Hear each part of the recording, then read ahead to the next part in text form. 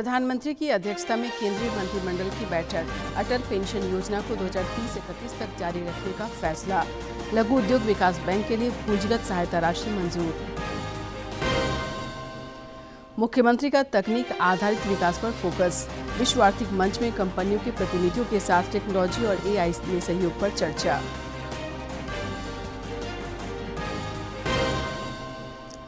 कर्तव्य पथ पर गणतंत्र दिवस समारोह इस बार होगा बेहद खास।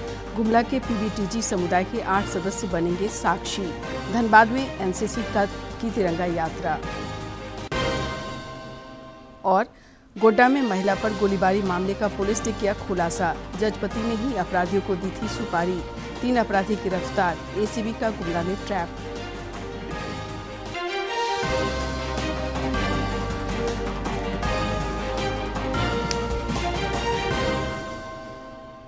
नमस्कार, खबरें झारखंड में आपका स्वागत है। मैं हूं शीला और अब समाचार विस्तार से। प्रधानमंत्री नरेंद्र मोदी की अध्यक्षता में आज केंद्रीय मंत्रिमंडल की बैठक हुई, जिसमें कुछ महत्वपूर्ण फैसले लिए गए। अटल पेंशन योजना को साल 2030-31 तक जारी रखने को मंजूरी दी गई।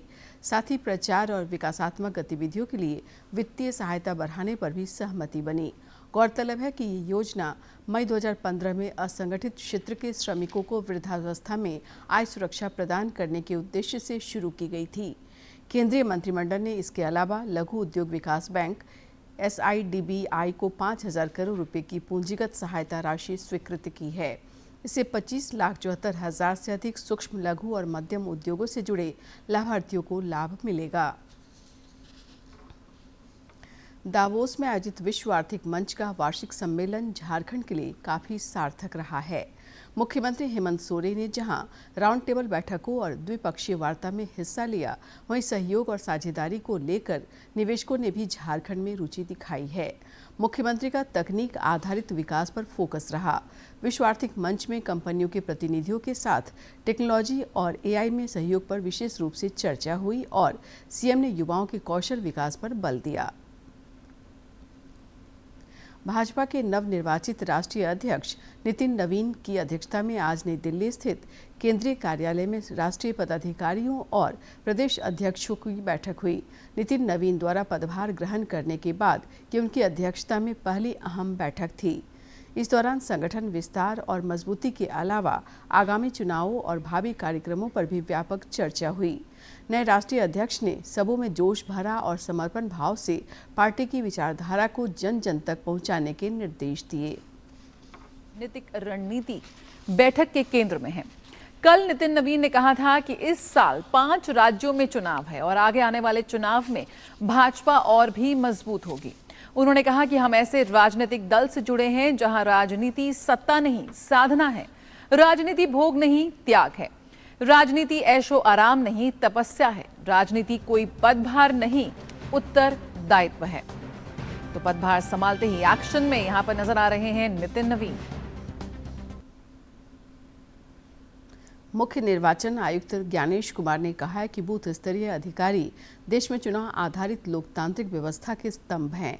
नई दिल्ली में आज आयोजित भारत अंतर्राष्ट्रीय लोकतंत्र और चुनाव प्रबंधन सम्मेलन को संबोधित करते हुए श्री कुमार ने कहा कि भारत लोकतंत्र की जननी है और प्रत्येक पात्र मतदाता को शामिल करते हुए निष्पक्ष मतदाता सूची बनाए रखना लोकतंत्र को मजबूत करने के लिए आवश्यक है।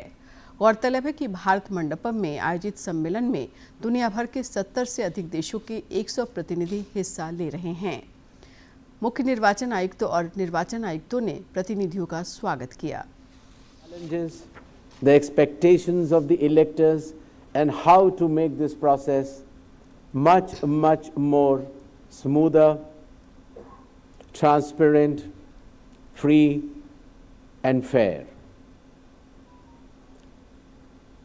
I should take you all towards a journey and explain as to how Indian elections become one of the largest exercise on planet year after year in terms of logistics, numbers and transparency. इस सम्मेलन में झारखंड के मुख्य निर्वाचन पदाधिकारी के रवि कुमार ने भी शिरकत की। इस दौरान उन्होंने सम्मेलन में शामिल प्रतिनिधियों को भारत की चुनाव प्रणाली और वोटरों की सहभागिता बढ़ाने के तौर तरीकों की जानकारी दी। So it goes with the draft roll and the invitation for the voters to register. This is the basic cycle it is being followed, and if there is any violation in the process, that roll will. So then we go for the country-wise. This is the voter registration system in the country. We are the largest democracy, and the morning also we discussed the history of the mother of the democracy across the world. We have very long history in the. विधायक और जदयू नेता सरयू राय ने रांची लोक भवन में राज्यपाल संतोष कुमार गंगवार से मुलाकात की। इस दौरान उन्होंने राज्यपाल को झारखंड भू विरासत जीवाश्म विधेयक का प्रारूप सौंपा। श्री राय ने इस विधेयक को धन विधेयक के रूप में विधानसभा के बजट सत्र के दौरान पेश करने के लिए संकल्पित हैं। वे गैर सरकारी विधेयक के रूप में सदन के पटल पर रखेंगे। उन्होंने बताया कि संवैधानिक प्रावधान है कि धन विधेयक को विधानसभा में पेश करने से पहले इस पर राज्यपाल की मंजूरी मिलनी चाहिए। श्री गंगवार ने विधेयक पर अग्रतर कार्रवाई का भरोसा दिलाया है। रक्षा राज्य मंत्री संजय सेठ ने रांची पूर्वी ग्रामीण जिला भाजपा द्वारा विकसित भारत जी राम जी पर आयोजित संगोष्ठी में आज हिस्सा लिया। इस दौरान पूर्व मंत्री सीपी सिंह समेत अन्य नेता मौजूद रहे। श्री सेठ ने जोर देकर कहा कि केंद्र सरकार श्रमिकों के उत्थान और सशक्त ग्रामीण भारत को लेकर दृढ़ संकल्पित है। विकसित भारत जी राम जी योजना साल 2047 तक विकसित राष्ट्र बनाने में मील का पत्थर साबित होगा। इससे जहां श्रमिकों की आर्थिक हालत सुधरेगी, वहीं गांव की तस्वीर तथा तकदीर भी बदलेगी। IGOT कर्मयोगी भारत अभियान के तहत दूरदर्शन केंद्र रांची में आज अधिकारियों और कर्मचारियों के लिए महत्वपूर्ण कार्यशाला का आयोजन हुआ। इस दौरान मास्टर ट्रेनर के साहू और तारकेश्वर मांझी द्वारा राष्ट्रीय कर्मयोगी लार्ज स्केल जन सेवा प्रोग्राम के तहत जानकारियां दी गईं। सभी अधिकारियों और कर्मचारियों ने राष्ट्रीय कर्मयोगी की भूमिका को विस्तार से समझा तथा ऐप पर तैयार किए गए प्रश्नावली में हिस्सा लिया। कार्यक्रम के समापन में सभी को कर्मयोगी सर्टिफिकेट प्रदान किए गए। कार्यक्रम में केंद्र प्रमुख DC हेम्ब्रम भी मौजूद रहे। जनजातीय कार्य मंत्रालय के विशेष निमंत्रण पर गुमला जिले के बिशुनपुर प्रखंड से जनजातीय और आदिम जनजाति समुदाय के लोग 26 जनवरी को नई दिल्ली में होने वाले गणतंत्र दिवस समारोह के साक्षी बनेंगे। इसी कड़ी में आज PM जनमन योजना के तहत चयनित अतिथियों को रवाना किया गया। गुमला जिले के बिशुनपुर प्रखंड क्षेत्र से PM जनमन, धरती आबा और आदि कर्मयोगी योजना के तहत जनजाति एवं आदिम जनजाति समुदाय से जुड़े 8 लोगों को गणतंत्र दिवस समारोह में अतिथि के रूप में आमंत्रित किया गया है। PM जनमन के तहत 2 PVTG के लोग जा रहे हैं और उनके साथ एक लाइजनिंग ऑफिसर होंगे। दूसरा है कि और हमारा धरती आबा के तहत उसमें 4 लोग जाएंगे, उनके साथ एक लाइजनिंग ऑफिसर रहेंगे। हम लोग 26 जनवरी का झंडा फहराने के शुभ अवसर पर हम लोग को मोदी जी बुलाया है। हम लोग दिल्ली जा रहे हैं, बहुत खुशी लग रहा है। सरकार हम लोग को पहली बार ऐसा मौका दिया है, हम लोग को अच्छा लग रहा है। पहली बार मौका मिल रहा है कि दिल्ली जाने का। हम नहीं सोचे थे कि हम किस वजह से मिलूं। जो मोदी सरकार मुझे घर वर्ष दिया है तो मुझे बहुत खुशी की बात लग रही है। नई दिल्ली रवाना हो रहे जनजाति एवं आदिम जनजाति समुदाय के लोगों ने बताया कि उन्होंने कभी सपने में भी नहीं सोचा था कि वे गणतंत्र दिवस के मुख्य समारोह को अपनी आंखों से देख पाएंगे। प्रधानमंत्री नरेंद्र मोदी द्वारा समाज के अति पिछड़े वर्गों को मुख्य समारोह में अतिथि के रूप में आमंत्रित कर उन्हें सम्मान और गौरव का अवसर दिया गया है।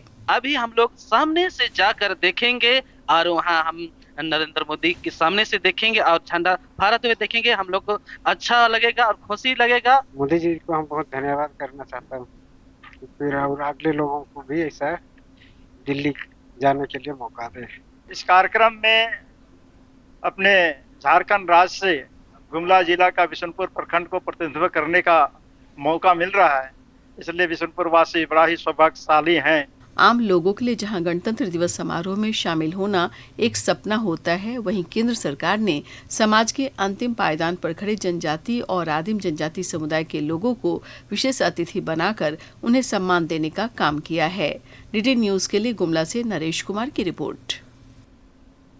गणतंत्र दिवस समारोह को लेकर प्रशासनिक तैयारियां इन दिनों जोरों पर है। धनबाद में भी आने वाले गणतंत्र दिवस के मद्देनजर देशभक्ति का माहौल पूरी तरह दिखाई दे रहा है। एनसीसी की तिरंगा यात्रा के माध्यम से जहां युवाओं ने राष्ट्र प्रेम और एकता का संदेश दिया, वहीं स्कूली बच्चों की सांस्कृतिक प्रस्तुतियों ने देश की विविधता को मंच पर उतारा। गणतंत्र दिवस के उपलक्ष्य में शहर के गोल्फ ग्राउंड से एनसीसी की छात्राओं ने भव्य तिरंगा यात्रा की शुरुआत की। करीब 80 एनसीसी कैडेट्स ने शहर की सड़कों पर फ्लैग मार्च करते हुए भारत माता की जय के नारे लगाए। यात्रा का उद्देश्य आम लोगों में देशभक्ति और राष्ट्रीय एकता की भावना को मजबूत करना रहा।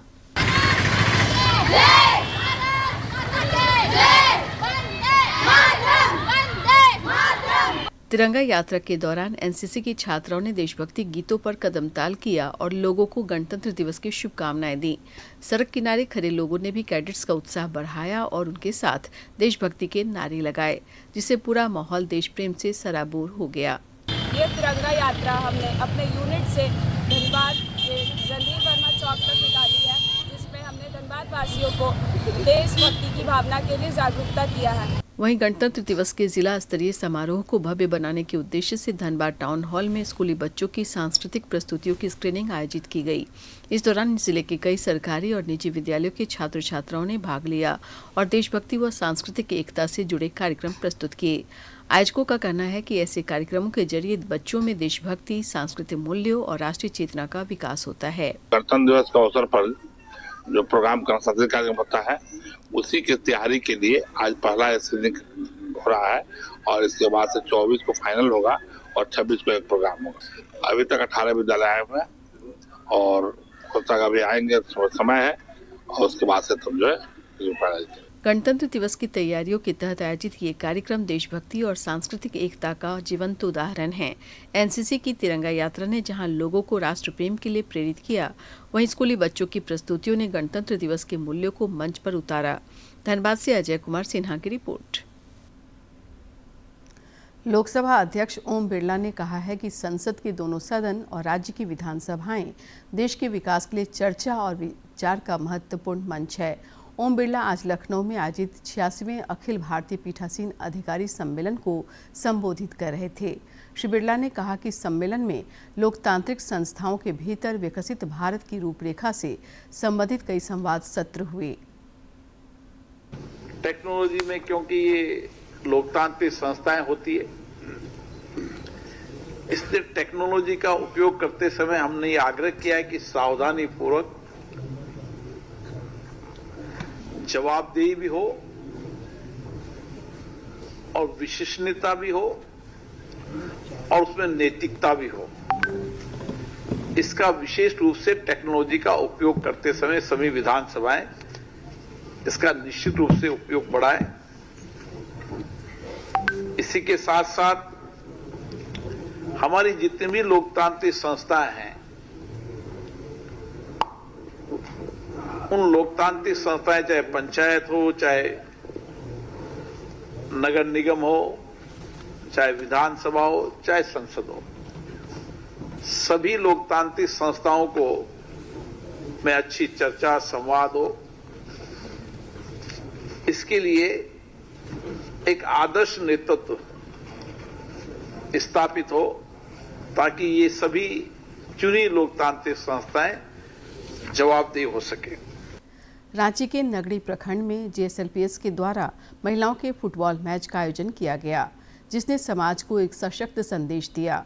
महिलाओं को आत्मनिर्भर और सशक्त बनाने की दिशा में जेएसएलपीएस लगातार नए प्रयोग कर रही है। जेएसएलपीएस द्वारा जेंडर समानता को लेकर चल रहे विशेष जागरूकता अभियान के तहत नगड़ी प्रखंड में महिला फुटबॉल मैच आयोजित किया गया। कार्यक्रम को संबोधित करते हुए विधायक नवीन जायसवाल ने कहा कि राज्य आजीविका मिशन ने महिलाओं को रोजगार, आत्मसम्मान और सशक्त पहचान दी है। देश के यशस्वी प्रधानमंत्री नरेंद्र मोदी 2014 में जब प्रधानमंत्री बने तो राष्ट्रीय आजीविका मिशन के तहत पूरे स्टेट में हर एक राज्यों में वहाँ के महिलाओं को आगे बढ़ाने को लेकर JSLPS जैसे संस्था का शुरुआत हुआ। और आज देखिए कि JSLPS में महिलाएं केवल आत्मनिर्भर नहीं बन रही हैं, स्वरोजगार नहीं कर रही हैं, कई तरह की ट्रेनिंग ले रही हैं, कई तरह की ट्रेनिंग दे रही हैं, कई तरह की रोजगार कर रही हैं। ये आयोजन महिलाओं को न सिर्फ आजीविका से जोड़ रही है बल्कि उन्हें आत्मविश्वास और समानता का एहसास भी करा रही है। आज महिलाएं हर उस क्षेत्र में आगे आ रही हैं जिसे कभी पुरुषों का क्षेत्र माना जाता था। इस चेतना अभियान के तहत सबको हम लोग एक खेल के माध्यम से, पेंटिंग के माध्यम से, रंगोली के माध्यम से ये बताना चाह रहे हैं कि टीम में जैसे एक यूनिटी बना के आप लोग जो गेम में चलते हैं, उस तरह से समाज में जो भी हिंसा हो रही है या तो भी और भी जो चीज़ें हो रही हैं उसमें आप लोग को उसी तरह एक यूनिटी बना के चलना है। JSLPS के अधिकारियों ने बताया कि जेंडर समानता जागरूकता अभियान ग्रामीण विकास मंत्रालय के सहयोग से चलाया जा रहा है। राष्ट्रीय आजीविका मिशन आज महिला सशक्तिकरण की दिशा में एक मील का पत्थर साबित हो रहा है। दूरदर्शन समाचार के लिए रांची से प्रताप की रिपोर्ट। झारखंड हाईकोर्ट में गुमला से लापता एक बच्ची के मामले में सुनवाई हुई। इस दौरान अदालत ने मौखिक टिप्पणी करते हुए कहा कि राज्य में राजस्थान सहित अन्य राज्यों से आने वाले घुमंतू लोगों के लिए कोई स्पष्ट गाइडलाइन नहीं है। अदालत ने गृह सचिव को 27 जनवरी को होने वाली अगली सुनवाई के दौरान ऑनलाइन उपस्थित होने को कहा।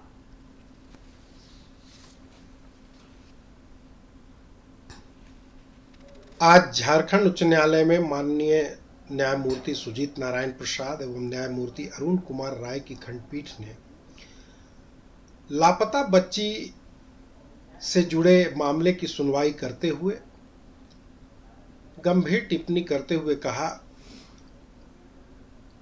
कि राज्य में राजस्थान एवं अन्य राज्यों से आए हुए घुमंतू लोग जहां तहां टेंट बनाकर रह रहे हैं, जिनकी प्रॉपर जानकारी ना तो संबंधित थाने को होती है और ना ही राज्य सरकार के द्वारा ऐसा कोई गाइडलाइन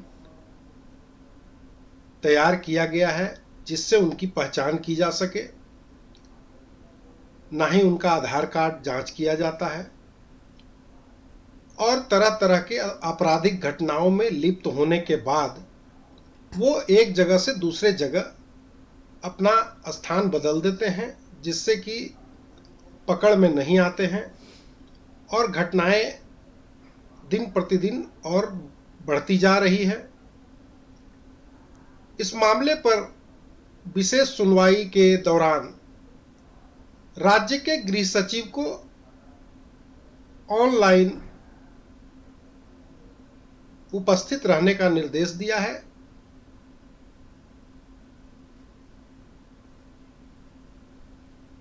गोड्डा के पथरगामा थाना क्षेत्र में महिला पर गोलीबारी मामले का पुलिस ने खुलासा करते हुए 3 अपराधियों को गिरफ्तार किया है। पूछताछ में पता चला कि महिला के जज पति ने ही 2 लाख रुपए की सुपारी देकर पत्नी को मरवाने की साजिश रची थी। महिला के पति बिहार में जुडिशियल जज हैं। एसपी मुकेश कुमार ने बताया कि 17 जनवरी को ये गोलीबारी की घटना हुई थी, जिसमें महिला घायल हो गई थी। पकड़े गए अपराधियों की निशानदेही पर घटना में इस्तेमाल किए गए हथियार, बाइक और मास्क को पुलिस ने बरामद कर लिया है। अन्य फरार आरोपी की तलाश जारी है। इसमें जो एसआई टीम के द्वारा इन्वेस्टिगेशन करके और जो छापेमारी किया गया है, इसमें 3 व्यक्ति की गिरफ्तारी हुई है। एक श्याम कुमार शाह हैं जो कहलगांव के रहने वाले हैं, सुबोध कुमार शाह जो जज साहब हैं उनके अपने छोटे भाई हैं, और एक आरिफ है, इनके सुबोध कुमार शाह के स्कूलमेट हैं। ये सारी प्लानिंग उनके पति के द्वारा अपने भाई के साथ मिलकर ये किया गया है, अपनी पत्नी से छुटकारा पाने के लिए या जो केस चल रहा है मेंटेनेंस का, उससे बचने के लिए ये घटना कारित किया गया, जिसमें 3 और व्यक्ति हैं जो अभी गिरफ्तार नहीं हुए। इधर गुमला में एसीबी ने एक रिश्वतखोर थाना प्रभारी को ट्रैप किया है।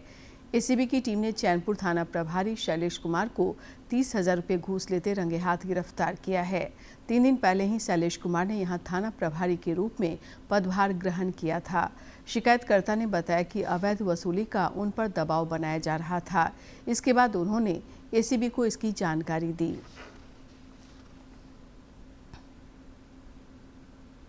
अफीम की खेती के खिलाफ भी राज्य में ताबड़तोड़ कार्रवाई हो रही है। हजारीबाग के चौपारण थाना क्षेत्र में पुलिस ने करीब 70 एकड़ में लगी अफीम की खेती को नष्ट किया। इस अभियान के क्रम में खेती में उपयोग किए जा रहे 15 डिलीवरी पाइप जब्त किए गए। पुलिस दोषियों की पहचान करने में जुटी है ताकि उन पर कानूनी कार्रवाई की जा सके।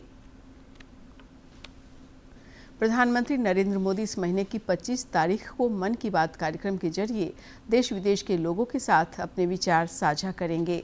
आकाशवाणी पर पीएम के इस लोकप्रिय कार्यक्रम की ये 130वीं कड़ी होगी और साल का पहला संस्करण होगा। आम लोग कार्यक्रम को लेकर अपने सुझाव और विचार भेज सकते हैं। राज्य में मौसम का उतार चढ़ाव दिख रहा है। रांची मौसम विज्ञान केंद्र के मुताबिक अगले 2 दिनों के दौरान न्यूनतम तापमान में 2 डिग्री तक की गिरावट हो सकती है, जिसके बाद इसमें 3 से 4 डिग्री सेल्सियस वृद्धि की संभावना है। 24 और 25 जनवरी को कुछ इलाकों में आंशिक रूप से बादल छाए रह सकते हैं। पिछले 24 घंटे के दौरान गुमला में न्यूनतम तापमान 8.4 डिग्री सेल्सियस रिकॉर्ड किया गया, जो राज्य में सबसे कम रहा। रांची समेत राज्य के अधिकांश हिस्सों में फिलहाल न्यूनतम और अधिकतम तापमान सामान्य से ऊपर चल रहा है। केंद्र सरकार नदियों और जल संसाधनों के संरक्षण के लिए नमामि गंगे समेत कई योजनाएं चला रही है। साहिबगंज में भी इसकी झलक देखने को मिल रही है, जहां गंगा प्रवेश द्वार को अंतिम रूप दिया जा रहा है। नमामि गंगे परियोजना के तहत साहिबगंज जिले के जिलेबिया घाटी मोड़ के अंतिम छोर पर गंगा प्रवेश द्वार का निर्माण किया जा रहा है। प्रसिद्ध कलाकार श्याम विश्वकर्मा इसे अंतिम रूप प्रदान करने में लगे हुए हैं।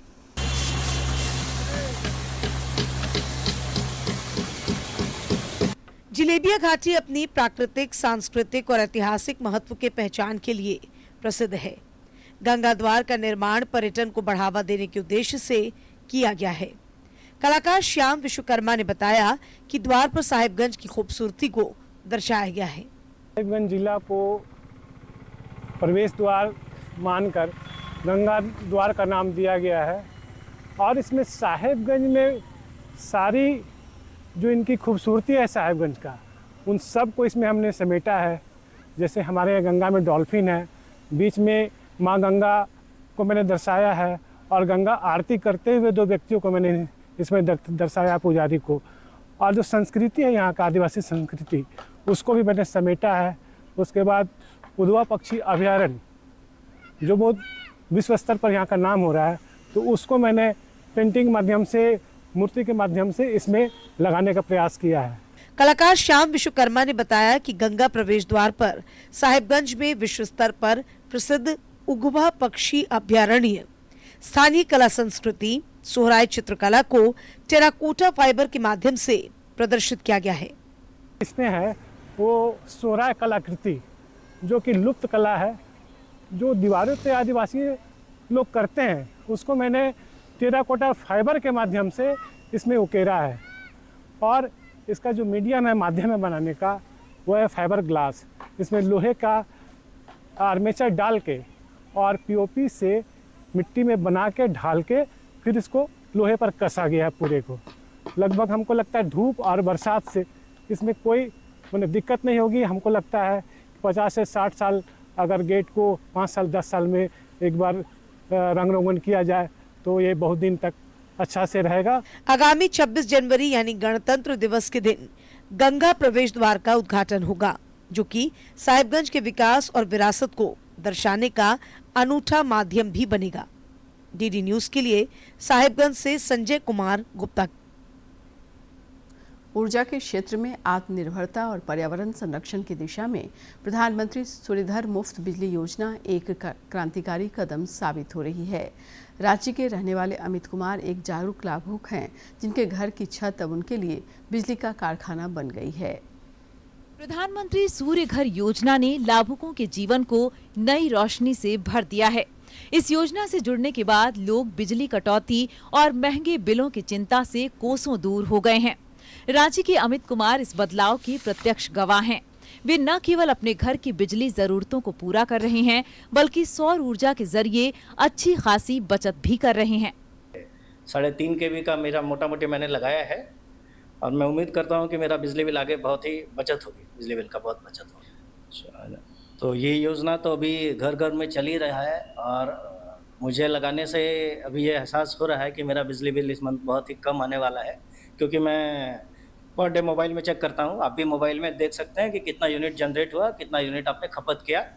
और मेरा सभी से आग्रह है कि सोलर योजना को बहुत ही प्रभावी ढंग से अपनाएं। इस योजना को आम लोगों के लिए और भी सुलभ बनाया गया है। केंद्र सरकार की ओर से 78,000 रुपए तक की भारी सब्सिडी दी जा रही है। बैंक प्रबंधक अंशुल कुमार बताते हैं कि ऋण लेने की प्रक्रिया को बेहद सरल रखा गया है, जिसे 10 वर्ष की आसान किश्तों में चुकाया जा सकता है। पीएम सूर्य घर योजना एक गवर्नमेंट स्कीम है जो आप पीएम सूर्य घर के साइट पे जाके अप्लाई कर सकते हैं। वहाँ आपको बैंक और ब्रांच सिलेक्ट करना पड़ता है और आपको डेटा सिलेक्ट करना पड़ता है कि आपको कितने वाट का सोलर पैनल अपने घर पे लगाना है। और इसमें एलिजिबिलिटी जो है सर, वो अप टू 3 kb के लिए 2 लाख तक का लोन मिलता है और 3 kb से 10 kb तक 10 लाख का लोन बैंक प्रोवाइड करती है।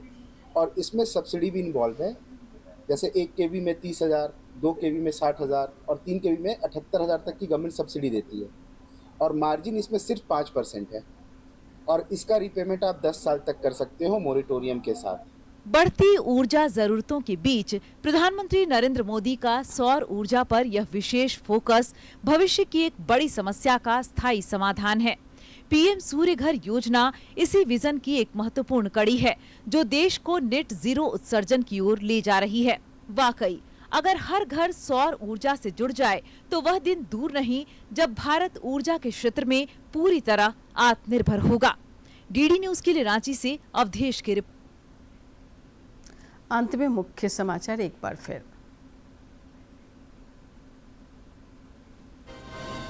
प्रधानमंत्री की अध्यक्षता में केंद्रीय मंत्रिमंडल की बैठक। अटल पेंशन योजना को 2030 से 31 तक जारी रखने का फैसला। लघु उद्योग विकास बैंक के लिए पूंजीगत सहायता राशि मंजूर।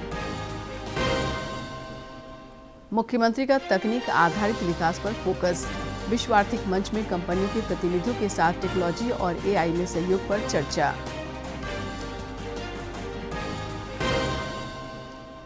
कर्तव्य पथ पर गणतंत्र दिवस समारोह इस बार होगा बेहद खास। गुमला के पीवीटीजी समुदाय के 8 सदस्य बनेंगे साक्षी। धनबाद में एनसीसी का तिरंगा यात्रा।